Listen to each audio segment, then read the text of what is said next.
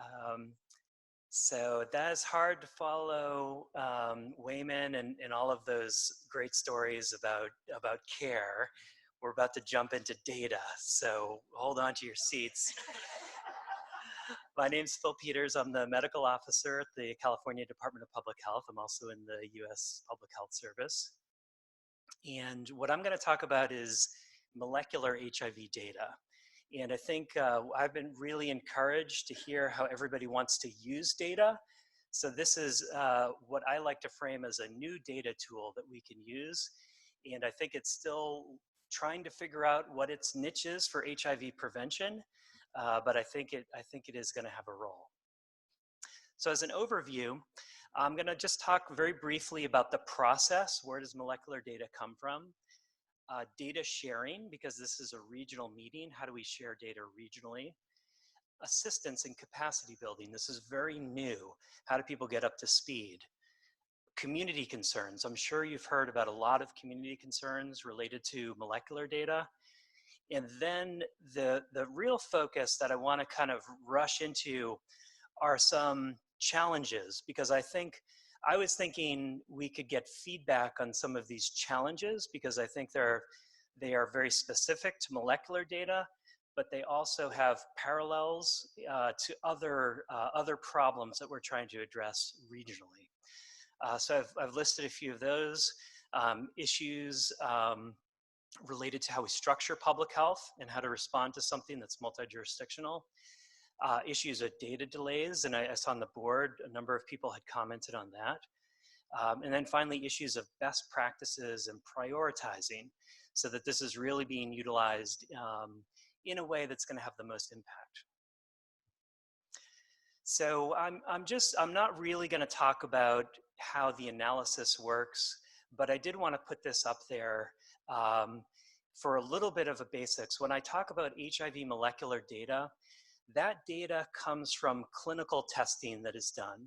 So when people enter care, they get a variety of clinical tests like viral loads. One of the tests they get done is a drug resistance test. And so similar to how CD4 counts and HIV tests and viral loads are reported to the state, that drug resistance test is reported. The drug resistance test is a nucleotide sequence.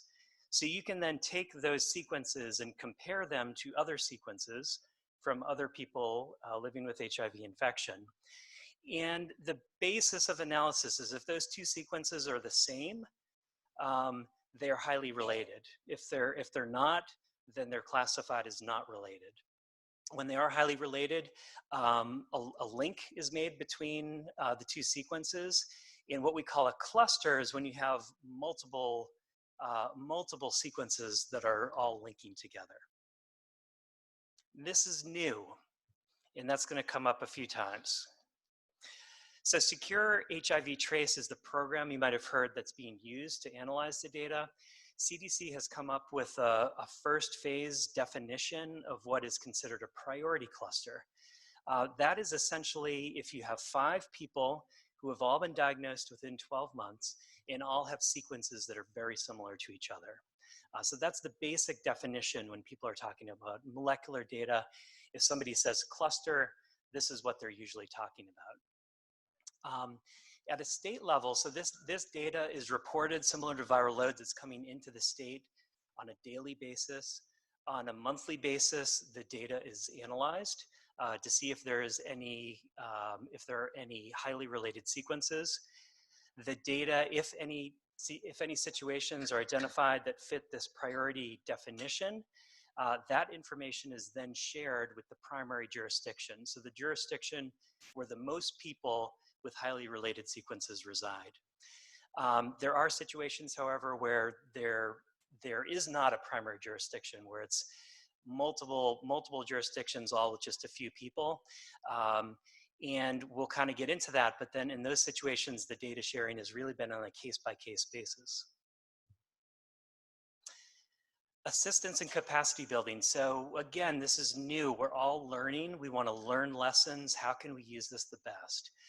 We want to collaborate. So right now is the time to get in on working on this type of work, because this is the time that protocols are being developed.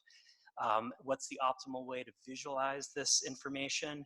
How do we share the information appropriately so all the right people can see it, but it's shared securely and confidentially? How do we educate everyone who's going to touch this data? From people within the community, people who are doing field work, to our medical providers or our case managers, where we're kind of asking, we need to urgently set up an appointment. Why? You need to have a good response. And how can we prioritize services based on this data? This data can be very real time, but how can we use it to prioritize services? I was really happy to see PTC here because they are going to be taking on a lot of work looking at some of these issues, not really the analysis of the data, but if a cluster is identified, what do you do? Oh, I think I have to speed up. Okay. Okay, this is a whole talk, community concerns and questions. If you want me to give you this talk, please invite me back. We did it for our California planning group. It was a good 45 minutes and then throw in discussion. So these are all very important concerns. They all need to be discussed, addressed, and make sure our protocols are acknowledging and addressing all of these concerns. I'd like to point out the parallels with data to care, with the molecular work that's being done. Data to care work comes from the clinical viral load monitoring testing. We get information, we report it back to health departments. Health departments interact with people, try to meet them where they are, try to figure out why, how can we help you engage with some of these resources that you qualify for that could benefit your health. And there is also, however, risk dealing with that information. All the time we're dealing with information that has a lot of personally identifiable information, a lot of medical information about people. The caveats about molecular analyses, people are very worried about anything that's genetic. Is this, or you took my blood, are you testing my genetics? No, that's not what this is, but that needs to be explained to people. Can you identify me from my sequence? Not really. Sequences actually change over time. Two different people can easily have an identical sequence. So there's a lot of education. We don't want to be just educating, talking to people. We want to hear from people, but there's a lot of kind of baseline info to share. So this is the challenges, and I think maybe I'll just pick two of them, but this is maybe the most pertinent for this meeting. This is a particular cluster within California that you'll see on the left. People that have highly identical sequences to each other. Each color represents a different county where people reside.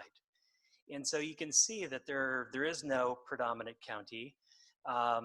When you're talking to somebody we've structured our public health that the interventions are really happening at the county level.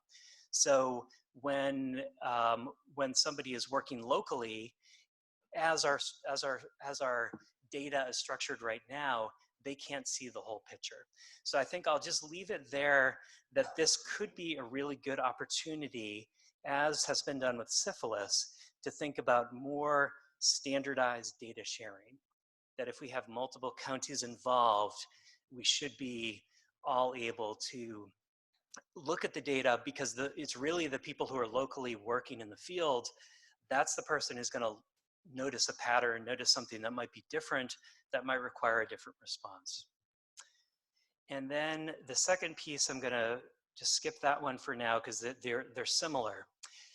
One misconception about molecular data is that when a molecular cluster is identified, it means a bunch of people we're trying to identify recent and rapid transmission.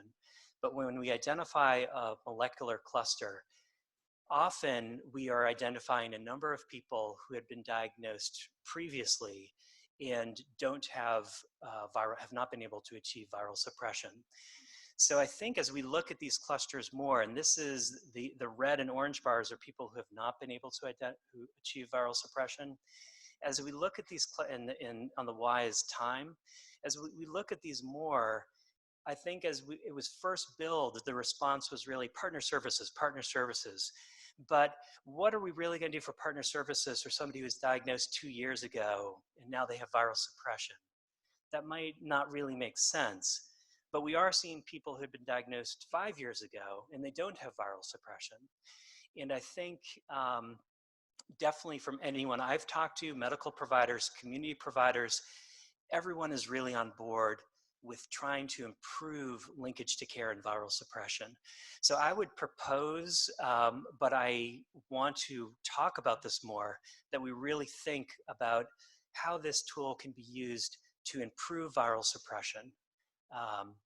So I think I'm going to wrap up there. I've gone way over time. Sorry, Ryan. But I'll be here for questions. And also, I think this is a great opportunity to network because, as I've heard from a lot of people say, this is the beginning of a conversation, and we have to keep on working on this together. So thank you.